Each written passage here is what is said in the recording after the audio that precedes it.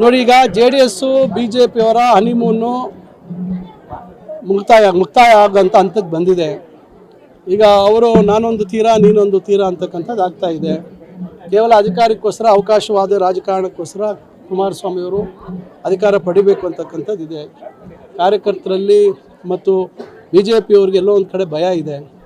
ನಾಳೆ ಕುಮಾರಸ್ವಾಮಿಯವರು ಜೊತೆ ನಾವು ಹೋದರೆ ಮುಂದೆ ಅವರೇ ಎಲ್ಲ ಅಧಿಕಾರವನ್ನು ಪಡಿತಾರೆ ಅಂತಕ್ಕಂಥ ಭಯ BJP ನಾಯಕರಲ್ಲಿ ಬಂದು ಅವರು JDS ಒಟ್ಟಿಗೆ ಸಂಬಂಧ ಮುಂದುವರಿಸೋದು ಸೂಕ್ತ ಅಲ್ಲ, ಅವರಿಂದ ನಮಗೇನು ಉಪಯೋಗ ಇಲ್ಲ ಅಂತಕ್ಕಂಥ ಭಾವನೆಗೆ ಬಂದು ಇವತ್ತು ಅವರು JDS ಅವರನ್ನು ದೂರ ಇಟ್ಟು ಕಾರ್ಯಕ್ರಮಗಳು ಮಾಡ್ತಾಯಿದ್ದಾರೆ.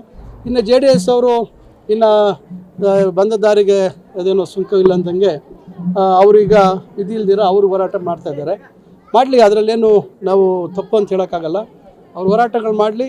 ಜನರ ಮುಂದೆ ನಾವು ವಸ್ತುಸ್ಥಿತಿಯನ್ನು ನಾವು ಇಡ್ತಾ ಇದ್ದೀವಿ. ಸರ್ಕಾರ ಯಾವ ಕಾರಣಕ್ಕಾಗಿ ಇವೆಲ್ಲ ಹೆಚ್ಚು ಮಾಡಿದ್ದೀವಿ ಅಂತಕ್ಕಂಥದ್ದನ್ನು ನಾವು ಸಮರ್ಥನೆ ಮಾಡ್ಕೊಳ್ತಕ್ಕಂಥ ಶಕ್ತಿ ಇದೆ.